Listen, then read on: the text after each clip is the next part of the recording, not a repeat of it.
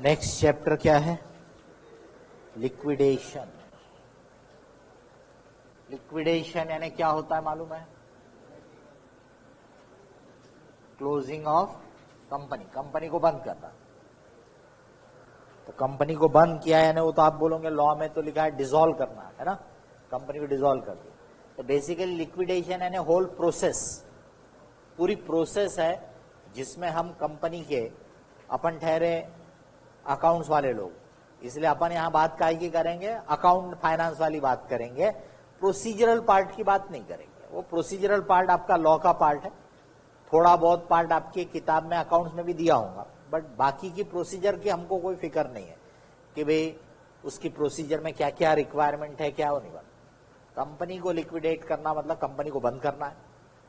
Company यानी क्या? तो company is comprised of assets and liabilities. अगर एक अकाउंटेंट की नजर से देखोगे तो बराबर, एक लॉ वालों को दिखेंगे तो फिर वो अपना वो लॉ की डेफिनेशन बता देगा कि कंपनी का मतलब क्या होता है। हमारे लिए कंपनी यानी क्या है कि भाई एक ऑर्गेनाइजेशन है जिसके एसेट्स और लायबिलिटी है, उसको बंद करना है, उसको बंद करना, उसको क्लोज करना है। तो उसके पूरे एसेट्स को रियलाइज करो। पार्टनरशिप का डिसोल्यूशन पढ़ा था क्या अपन ने? ग्रुप 1 में पढ़ लिया है। पर जैसे पार्टनरशिप फर्म को आप डिसॉल्व कर रहे थे, बंद कर रहे थे, वैसी कंपनी को बंद करना। फर्क इतना है कि पार्टनरशिप के लिए ऐसा कोई लॉ वाला बात नहीं है, पर कंपनी के लिए लॉ है। तो कंपनी लॉ के जो रिक्वायरमेंट होंगे उनको ध्यान में रख के हमको ये लिक्विडेशन की प्रोसेस को पूरा करना पड़ता है। कंपनी को बंद करने की नौबत क्यों आती है? तो कॉमनली आप जो देखोगे वो रहता है फाइनेंशियल प्रॉब्लम की वजह से, कि company is not able to perform properly, company is having liability जो पे नहीं कर पा रही, ऐसे कारणों से ज्यादा कंपनी बंद होती है। बाकी कोई और पर्पज से भी हो सकती है कि जिस ऑब्जेक्ट के लिए कंपनी को बनाया गया था वो ऑब्जेक्ट पूरा हो गया, बराबर, इसलिए कंपनी बंद की जा रही है। तो वैसे भी कारण हो सकते हैं, बट अपन कॉमनली जो देखेंगे अपने को क्या दिखेगा कि company is in bad financial position और इसलिए हम उसको बंद करने की सोच रहे हैं। कौन डिसाइड करेगा? तो वो लॉ में आपके दिया रहता है। एक रहता है कि वो ट्रिब्यूनल के थ्रू लिक्विडेशन होता है, कंपनी लॉ ट्रिब्यूनल होता है, उसके थ्रू उसमें क्राइटेरिया दिया है कि कब कब उस रास्ते से जाया जा सकता है। कुछ पावर ट्रिब्यूनल को या रजिस्ट्रार वगैरह को भी रहते कि वो भी आपके लिक्विडेशन की एक्शन को शुरुआत कर सकते हैं, बराबर। तो वो सब पे मैं बात नहीं करूंगा, वो सब आपका लॉ का पार्ट। फिर रहता है शेयर होल्डर खुद डिसाइड कर रहा है कि भी कंपनी को बंद कर डालो, या कंपनी के जो क्रेडिटर्स रहते हैं उनके ड्यूज पे नहीं किए गए, उनको ओवर ड्यूज हो गया, तो उनके तरफ से एक्शन इनिशिएट हो रही है और इसलिए कंपनी को फिर लिक्विडेशन में डाला गया, बराबर। तो ट्राइब्यूनल के थ्रू हुआ या शेयर होल्डर लोगों ने वॉलंटरीली डिसाइड किया। आगे की प्रोसेस में कोई फर्क नहीं रहता, बराबर। आगे जो अपने को करना है उसमें कोई फर्क नहीं कि लिक्विडेशन किसने ट्रिगर किया, बराबर है, क्रेडिटर्स की तरफ से हुआ, शेयर होल्डर की तरफ से हुआ कि कंपनी लॉ ट्रिब्यूनल की तरफ से हुआ, उससे फर्क कुछ नहीं पड़ेगा। आपकी प्रोसेस जो रहेंगी यहाँ पे सेम। तो हमारे लिए क्या है कि इनके एसेट्स को रियलाइज करके और लायबिलिटीज को पे करना है। लायबिलिटीज पे हो जाएंगी तो फिर ओनर्स को पे करना है, ओनर्स यानी कि शेयर होल्डर। अब इसमें हमको दो मेन, समझाने के लिए बोलूं तो यहां पे कंपनी ने लिक्विडेशन डिसाइड किया, बराबर, लिक्विडेशन स्टार्ट्स इस पॉइंट पे, और यहां पे मान लो कंप्लीट हो गया। समय लगेगा कि नहीं लगेगा, बराबर। तो भाई इतने दिनों में आपने सब एसेट रियलाइज किए और लायबिलिटी और ओनर का सेटलमेंट करके कंप्लीट कर दिया।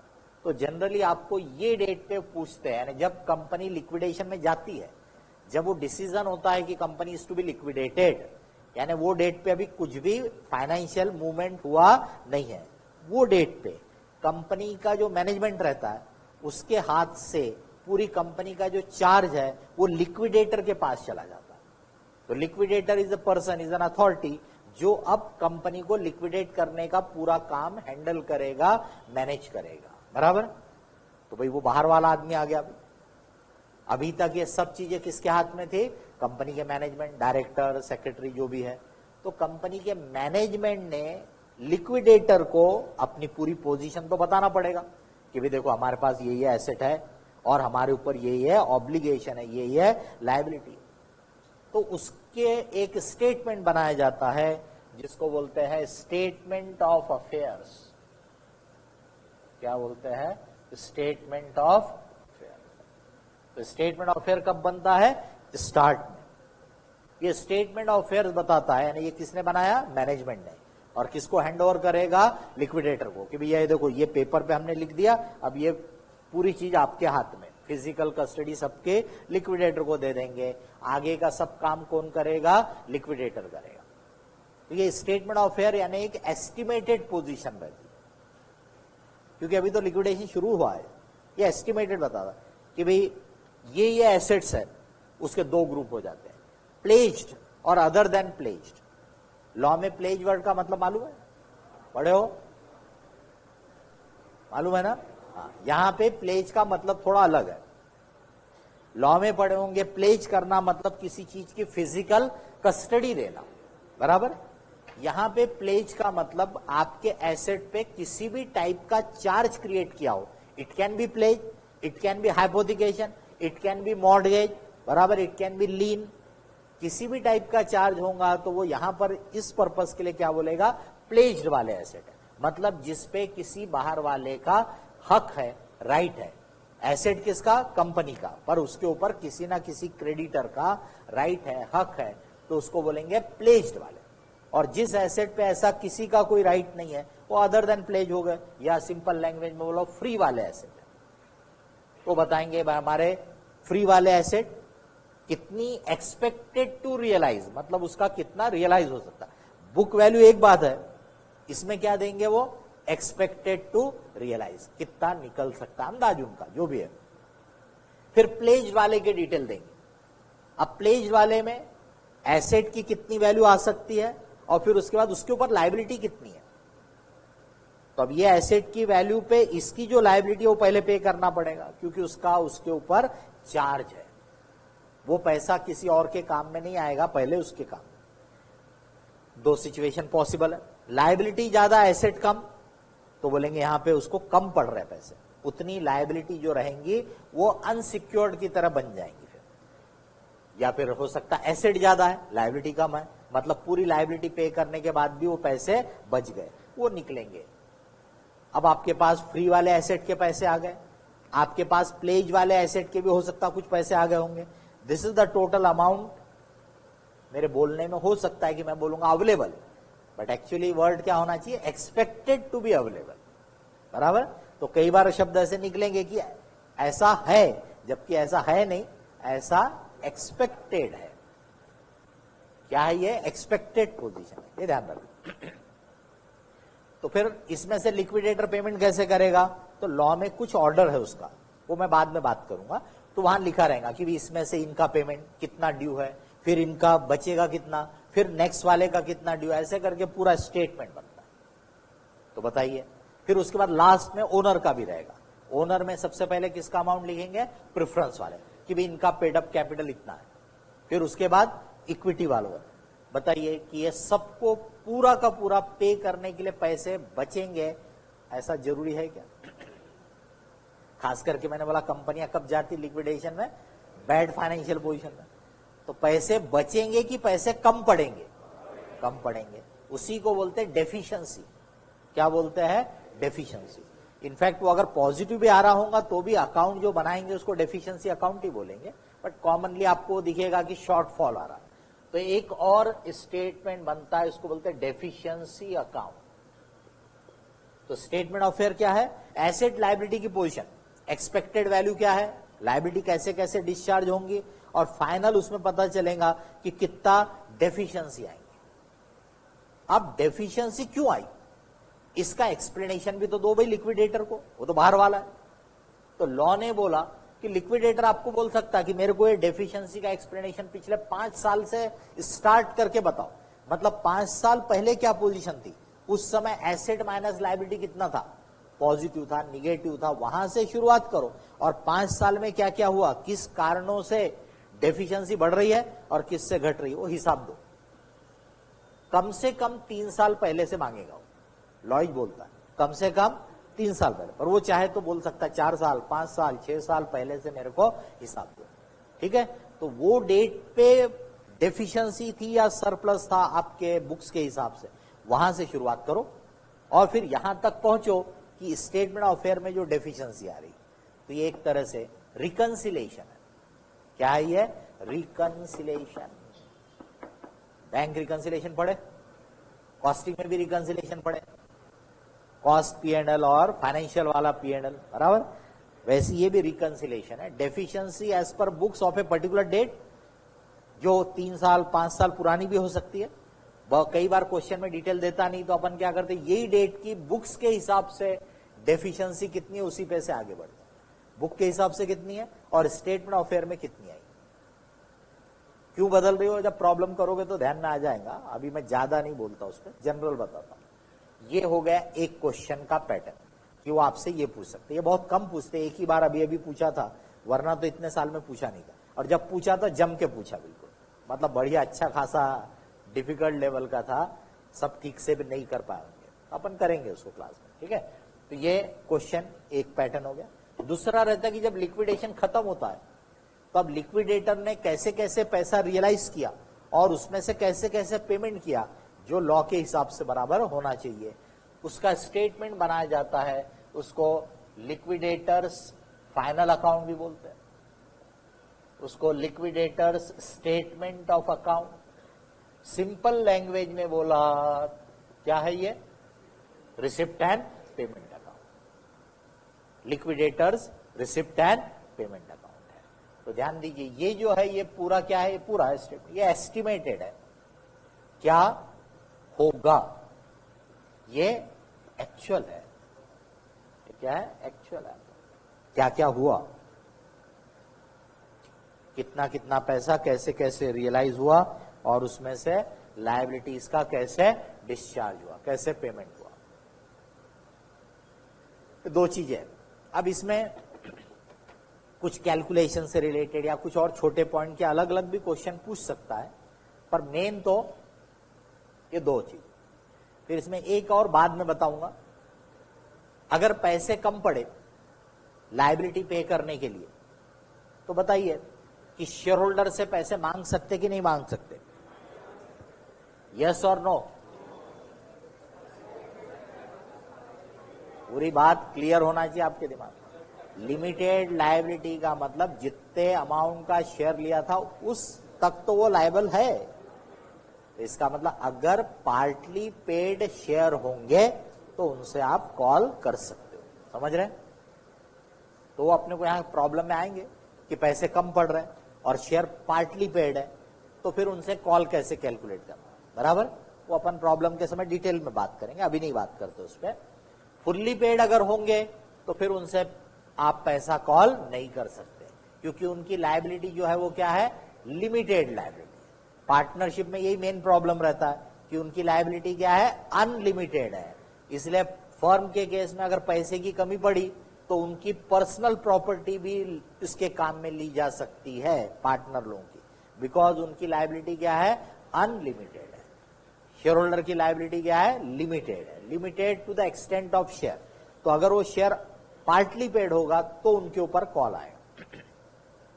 अब बताइए, आज शेयर होल्डर है ए, इसने शेयर खरीदा था बी से, इसने शेयर खरीदा था बी से। तो ये जो ए है, इसने अगर कॉल पे नहीं किया, जो भी कैलकुलेशन हुआ उससे मांगा गया, वो पे नहीं कर रहा, उसके बाद है ही नहीं मान लो, तो पिछला वाला जो शेयर होल्डर है यानी कि बी, उससे कॉल कर सकते क्या? तो लॉ में उसके प्रोविजन है, सब्जेक्ट टू दैट लिमिट, वो जो भी है, तो उसको बोलते हैं list B contributory. Contributory word यहां यूज होता है। वैसे तो मीनिंग क्या निकलता है? कॉन्ट्रीब्यूटरी मतलब जो कॉन्ट्रीब्यूट करने के लिए लायबल है, बट एक्चुअल में कॉन्ट्रीब्यूटरी मतलब सब शेयर होल्डर उसमें आएंगे। फुल्ली पेड शेयर होल्डर वाला होगा तो भी उसको क्या बोला जाएगा? कॉन्ट्रीब्यूटरी। भले ही आपको उससे कॉल करते नहीं आएगा, पर वो कहलाएगा कॉन्ट्रीब्यूटरी। तो जो प्रेजेंट मेंबर रहते हैं, यानी जब कंपनी लिक्विडेशन में गई उस समय जो शेयर होल्डर है उसको बोलते हैं लिस्ट ए कॉन्ट्रीब्यूटरी। और इन्होंने जिससे खरीदा था पुराना वाला शेयर होल्डर, अगर उसके ऊपर लायबिलिटी निकाली गई तो उसको बोलते हैं लिस्ट बी कॉन्ट्रीब्यूटर। उसके कैलकुलेशन पे भी क्वेश्चन आते हैं, तो ऐसा बोलेंगे तो 3 टाइप के क्वेश्चन हो गए, एक ये और फिर इसमें लिस्ट बी कॉन्ट्रीब्यूटरी। समझ में आ गई बात? अब थोड़ा सा आइडिया और इस पर दे देता हूं। मेन चीज रहती है कि जो पैसा रियलाइज हुआ उसमें से आप पेमेंट किस ऑर्डर में करोगे, who should be paid first, पहले किसको बाद में किसको, बराबर, वो सबसे इंपॉर्टेंट है। तो यहां पे फिर वो सिक्योर्ड एसेट है, सिक्योर्ड लायबिलिटी है या अनसिक्योर्ड, वो इंपॉर्टेंट हो जाता है। तो सिक्योर्ड रहेगी तो जिस एसेट के ऊपर उसका चार्ज था उसके पैसों से पहले वो लायबिलिटी पे होंगी, बराबर। अनसिक्योर्ड जो बच गई उसका नंबर फिर बाद में लगेगा अगर पैसे बचेंगे तो। फिर अनसिक्योर्ड में भी एक होता है फ्लोटिंग चार्ज वाला, रादर उसको अनसिक्योर्ड नहीं बोलना चाहिए, वो सिक्योर्ड है बट थोड़ा अलग टाइप का चार्ज है। तो इसका मतलब एक हो गया सिक्योर्ड, दूसरा हो गया फ्लोटिंग चार्ज वाला। अब बचे अनसिक्योर्ड, उसमें भी 2 टुकड़े। प्रिफरेंशियल क्रेडिटर, लॉ ने कुछ कैटेगरी के पेमेंट को पहले देने के लिए बोला, मतलब प्रेफरेंस दिया, तो उनको क्या बोलते हैं, प्रेफरेंशियल क्रेडिटर। अब जो बच गए वो अनसिक्योर्ड क्रेडिटर। तो पहला secured creditor, floating charge holder, preferential creditor, unsecured creditor, preference share holder, equity share holder. 6 लोग हो गए ना। अब बताइए लिक्विडेशन करेंगे, कौन कर रहा है सब काम, लिक्विडेटर। तो उसको कुछ दोगे कि फुकट में कराने का है सब, तो उसको क्या बोलते हैं, लिक्विडेटर्स रेम्युनरेशन, लिक्विडेटर का रेम्युनरेशन। अभी लिक्विडेशन है क्या मतलब समझ में आ गया, सब एसेट बेचना है, लायबिलिटी सेटल करना है, तो ये सब काम करने के लिए खर्चा लगेगा कि नहीं लगेगा, तो क्या हो गया लिक्विडेशन का खर्चा।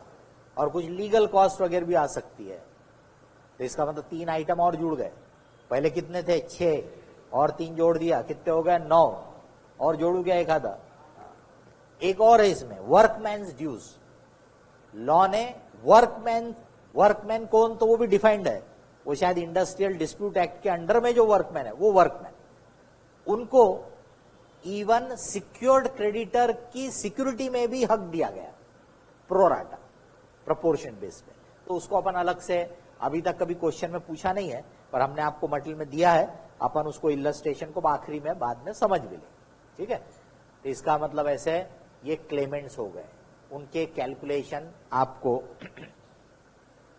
सबसे पहले तो लीगल नेचर की कॉस्ट जो रहती है, फिर लिक्विडेटर्स का रेम्युनरेशन, फिर लिक्विडेशन के एक्सपेंसेस, बराबर। जो आपके एसेट्स रहेंगे उसमें से जो प्लेज्ड वाले एसेट रहेंगे, ये प्लेज्ड एसेट में से नेचुरल है कि इसके ऊपर जो क्रेडिटर का चार्ज है, यानी सिक्योर्ड क्रेडिटर, उनका क्लेम पहला बनता है प्लेज्ड वाले एसेट, बराबर। जो बच जाएगा वो लिक्विडेटर के पास रहेगा, और जो अदर एसेट है, यानी लिक्विडेटर के पास पैसा कहां से आया, तो ये समझ लो रिसिप्ट हो गई आपकी, ये क्या हो गई रिसिप्ट।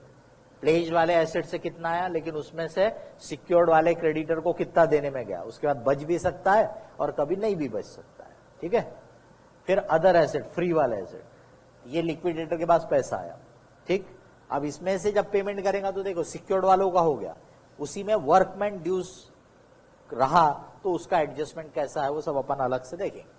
अब लिक्विडेटर के पास जो पैसा आया, कोई लीगल नेचर का कॉस्ट होगा तो पे करेगा, नहीं तो सबसे पहले अपना रेम्युनरेशन, बराबर है। लॉ ने बोला है, वो अपने मन से नहीं कर रहा।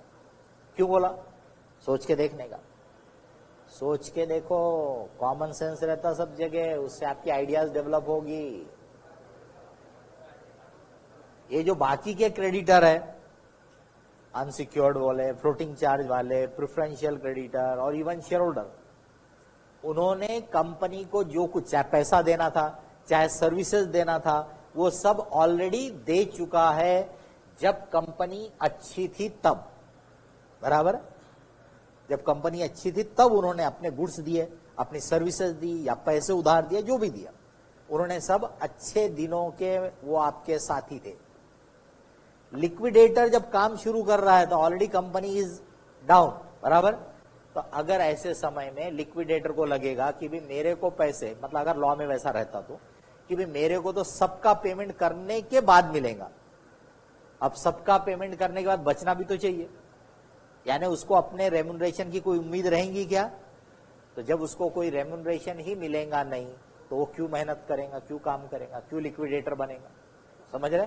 इसी बात को ध्यान में रखते हुए लॉ ने बोला कि भैया तेरा रेम्युनरेशन पहला, इसलिए तू चिंता मत कर, अच्छे से मन लगा के लिक्विडेशन का पूरा काम कर दे, बराबर, ताकि भी इन लोगों का जो कुछ है वो जितना भी निकल सकता है वो निकल जाए, जो भी ऑर्डर में पेमेंट हो सकता है वो हो जाए।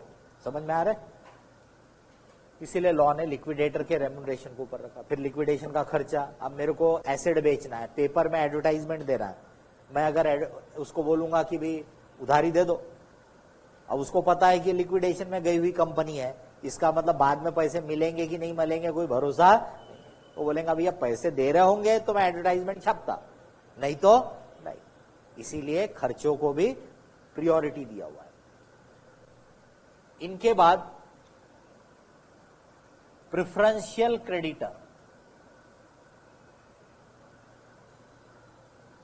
अब ये प्रेफरेंशियल क्रेडिटर जो लॉ में डिफाइंड है अपन बाद में देख लेंगे, जैसे कि सैलरी वेजेस ऑफ एम्प्लॉइज है, जैसे कि गवर्नमेंट के टैक्सेस एंड ड्यूज है, वो प्रेफरेंशियल क्रेडिटर की कैटेगरी में जाते हैं, तो उनको पहले। उसके बाद फिर फ्लोटिंग चार्ज होल्डर, फ्लोट होना मतलब मूव होते रहना, मतलब फिक्स चार्ज नहीं है, तो उसको बोलते हैं फ्लोटिंग चार्ज होल्डर।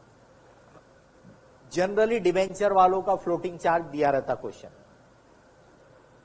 तो फ्लोटिंग चार्ज वालों का नंबर जो है वो प्रेफरेंशियल के बाद है, लेकिन जब अपन रिसिप्ट एंड पेमेंट अकाउंट बनाएंगे तो उसमें लिखते समय इसको पहले लिखा जाता है। अब उनके फॉर्मेट में उन्होंने दे दिया था तो ये पहले लिखा जाता है, ये बाद में लिखा जाता है, लेकिन एक्चुअल में पैसे किसको पहले दिए जाएंगे? इसको, फिर बचेंगे तो इनको मिलेंगे। फ्लोटिंग चार्ज वालों का हो गया कि फिर अनसिक्योर्ड क्रेडिटर,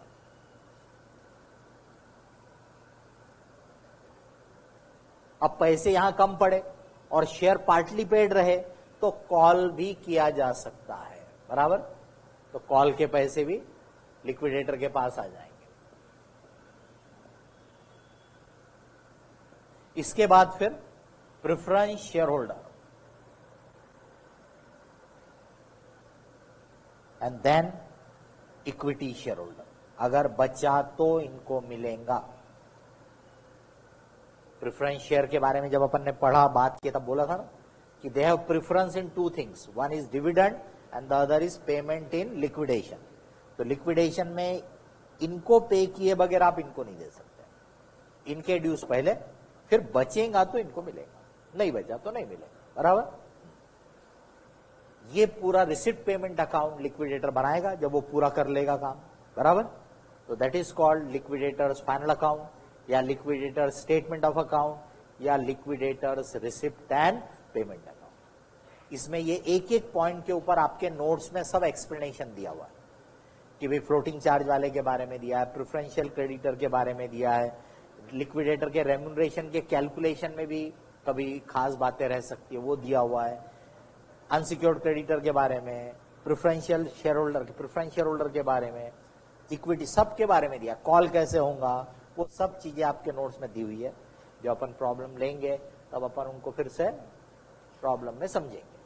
तो ये चैप्टर में आपको इतनी चीजें पढ़ने का है, समझ में आ गया। एक ये एस्टिमेटेड स्टेटमेंट बनाना, क्या क्या एसेट रियलाइज होने के चांस है, क्या क्या लायबिलिटी उसमें से पे हो सकती है, अल्टीमेटली पैसे कितने कम पड़ रहे हैं यानी डेफिशिएंसी, फिर वो डेफिशिएंसी का रिकंसिलेशन, ये बना के कंपनी का मैनेजमेंट पूरा चार्ज हैंडओवर कर देगा लिक्विडेटर को।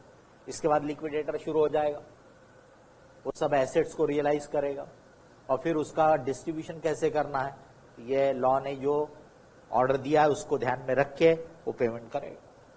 ठीक है, किसी को इसमें कोई क्वेश्चन कोई पॉइंट हो तो बता सकते हैं आप।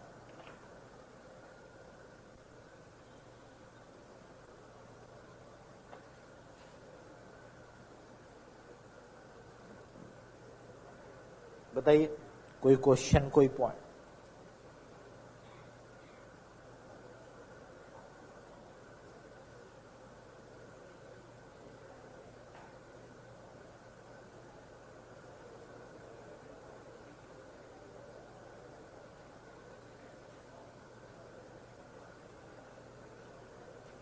कंपनी लॉ में आप क्या है, क्या लिक्विडेशन वगैरह, वाइंडिंग अप भी वर्ड यूज करते हैं, नहीं है कोर्स? क्योंकि इंटर लेवल में हो अभी आप, तो पूरा का पूरा कोर्स में होगा ऐसा जरूरी नहीं है। कुछ सेक्शंस आपके कोर्स में होंगे, कुछ नहीं होंगे, जो आप फाइनल लेवल में पढ़ोगे। है कोई क्वेश्चन तो बताइए।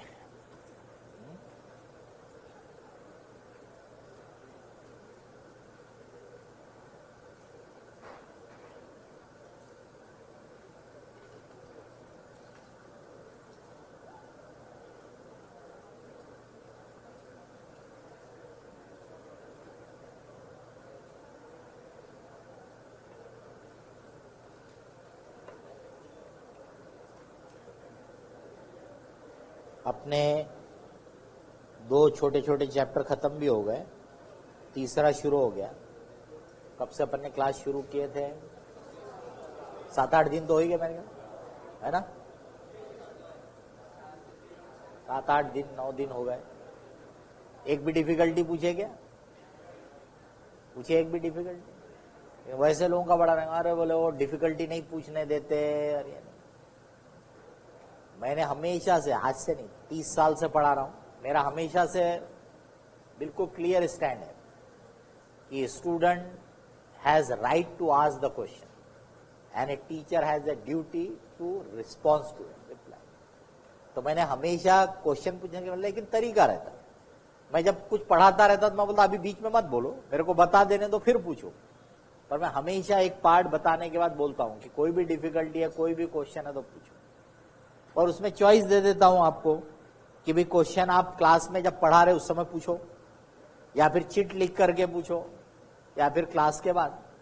तो क्लास के बाद वाले को मैं हमेशा बोलता हूं कि अवॉइड करो अगर पॉसिबल है तो, क्योंकि उसमें आपको वेट करना पड़ेगा, मैं फ्री हूं नहीं हूं, बराबर। फिर मेरे पास अभी तो खैर सीपी फाउंडेशन की क्लास नहीं है, बाद में फाउंडेशन की क्लास शुरू हो जाती है, तो मैं आपकी क्लास छोड़ूंगा, 5-10 मिनट में अपना चाय पानी करूंगा, फाउंडेशन की क्लास में चला जाऊंगा, तो मेरे पास फ्री टाइम नहीं है, बराबर।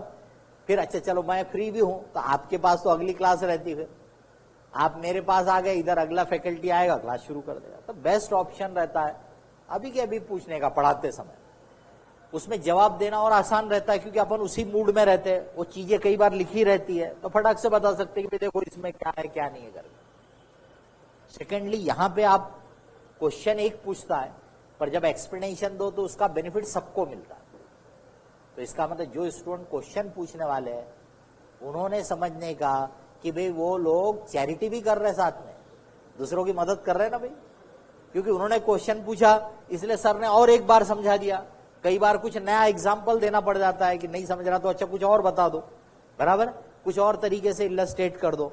इसका मतलब जो क्वेश्चन पूछ रहा है वो दूसरों का और भला कर रहा है, क्योंकि उनको भी एक बार और कुछ सुनने मिल गया। अकेले पूछोगे आके तो एक ही को रिप्लाई रहता हो, जो पूछना है उसको बताए। इसलिए मैं हमेशा बोलता हूं क्लास में क्वेश्चन पूछना इज ऑलवेज बेटर, बराबर। और टाइम टू टाइम पढ़ाई करते जाओ, तभी के तभी पूछते जाओ, ज्यादा बेटर रहता। आप मेरे से 2 महीने के बाद कोई मैं जवाब दूंगा आपको, लेकिन मेरे को भी इमीडिएट रिस्पॉन्स देते आएंगे ऐसा जरूर। आप बोलोगे सर फलाने चैप्टर में, अच्छा मेरे को अपना दिमाग वो चैप्टर पे लाना पड़ेगा, उस चैप्टर में क्या होता क्या नहीं होता, क्योंकि मेरे मेमोरी में कुछ नहीं रहता। इसलिए मेरे को ज्यादा ऐसे एक्सपर्ट लोग होंगे कि आपने पूछा ये चैप्टर में ये क्वेश्चन में, वो फटाक से जवाब देंगे हाँ उसमें ऐसा ऐसा है। वो लोग एक्सपर्ट लोग हैं, उनकी मेमोरी में सब भरा हुआ रहता है, अपनी मेमोरी में कुछ नहीं रहता। मेरे को तो आप बोलोगे तो मैं बोलूंगा अच्छा पहले किताब दिखाओ या नोटबुक दिखाओ जिसमें से आप पूछ रहे मेरे से। तो मतलब अभी पूछना आपके लिए भी बेटर रहता है, हमारे लिए भी रिस्पॉन्स देना बेटर रहता है। बाद में पूछोगे तो नेचुरल उसमें फिर टाइम लगता है, बराबर, आपको भी समझने में बाद में तकलीफ जाती है। तो पढ़ाई करो, होमवर्क करो और टाइम टू टाइम अपनी डिफिकल्टी को क्लियर कर लो, ठीक है। नेक्स्ट पीरियड में कंटिन्यू करेंगे।